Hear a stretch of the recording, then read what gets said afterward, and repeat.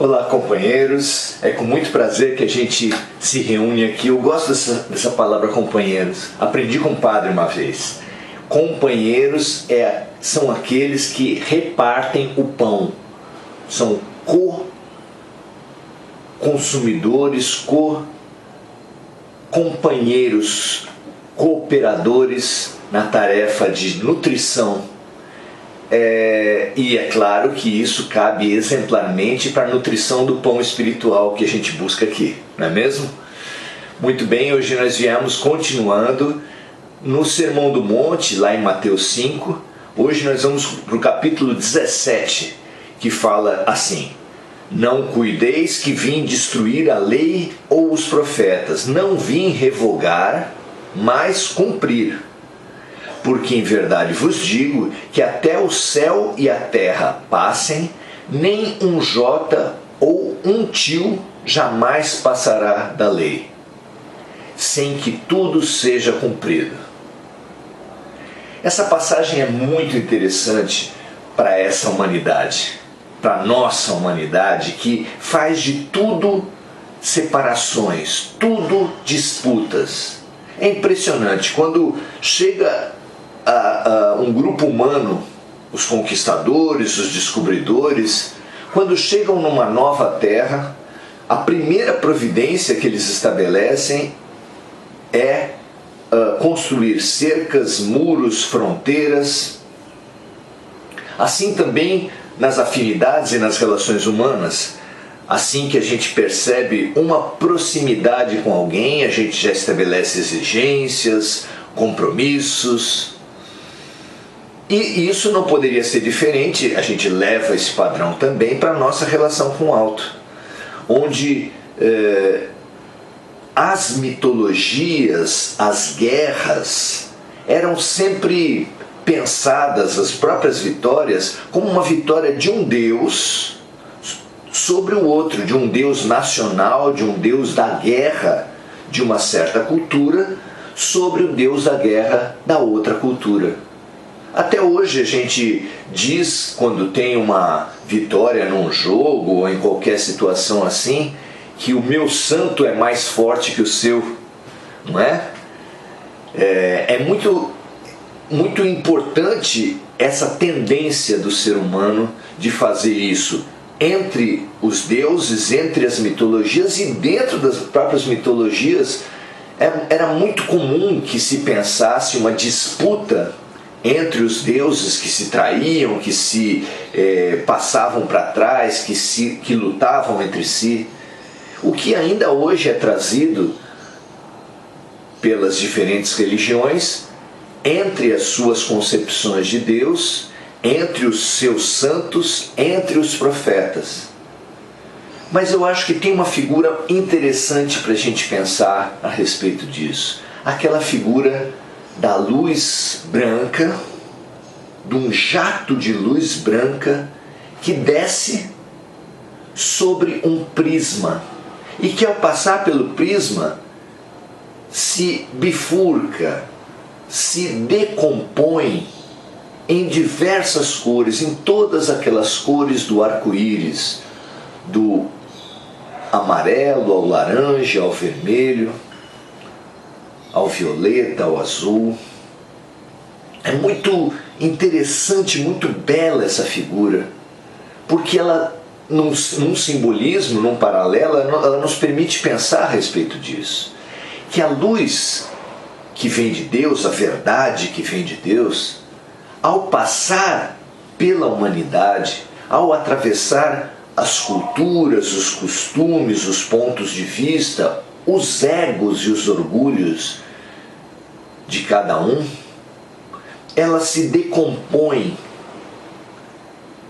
com essas diferentes cores que são as religiões, os seus ritos, os seus dogmas, os seus interesses, os seus prédios, as suas instituições, os seus líderes. Mas tolo é aquele que se apegar a esse colorido humano que os nossos hábitos e as nossas vaidades imprimem cores do alto. Só o sábio percebe essas cores, admira essas cores, estuda o prisma, mas se atém, se fixa, foca sua vida e seus estudos na luz branca que vem do alto. Esses dois modelos são muito interessantes para a gente pensar essa passagem, porque Jesus, representante exemplar dessa luz branca do alto, ele veio afirmar o seu compromisso com o que a lei, com o que os profetas vieram dizer antes dele. Nós, no Espiritismo, recebemos essa revelação dos Espíritos que Jesus é o governador espiritual da Terra e que os diferentes luminares que aqui vieram e que continuam vindo são prepostos dele, são espíritos integrados plenamente na verdade que ele veio trazer, que ele representa. Então, não há competição entre Buda, Maomé, Lao Tse, Sócrates, Hermes Trismegisto, João Batista, Francisco de Assis, Chico Xavier, Allan Kardec. São todos eles partes, professores de uma mesma escola, claramente dirigida, muito bem integrada. Quem não são integrados são os alunos que, na sua infantilidade, sentem essa necessidade absurda de contrapor um professor ao outro, de contrapor uma série a outra, uma classe a outra, fazendo de tudo competição, como acontecia mesmo no ambiente da escola, perfeitamente comparável a essa multiplicidade de instituições, religiões, e dentro das religiões seitas, e dentro das seitas correntes, e dentro das correntes seres humanos competindo, brigando. Essa é a matriz de grande parte das angústias individuais que a gente carrega.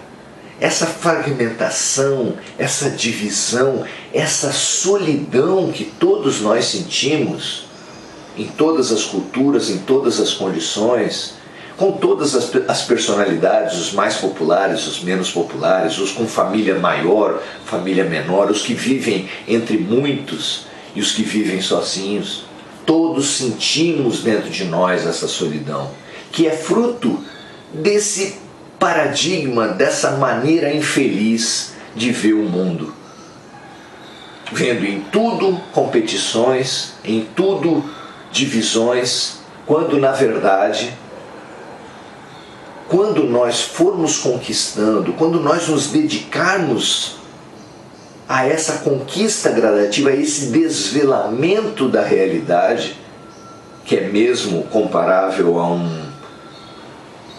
a algo que se vê, a uma paisagem que se vê, mas que é entorpecida, deturpada por um conjunto de véus. A cada véu que a gente consegue levantar, ganha em nitidez a realidade, ganha em cor, ganha em realidade a nossa visão, a nossa maneira de ver o mundo.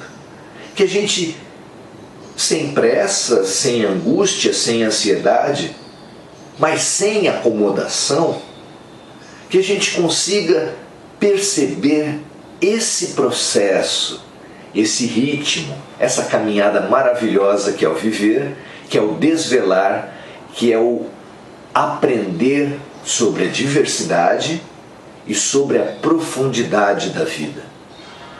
Que a gente aprenda uns com os outros, aprenda no tempo e aprenda a encontrar um ritmo, uma paz interior ativa, uma paz interior equilibrada com a boa vontade, que nos coloque no centro, no caminho do meio, entre a ansiedade e acomodação.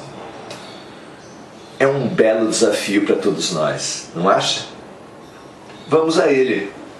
Vamos ao dia. Assim seja.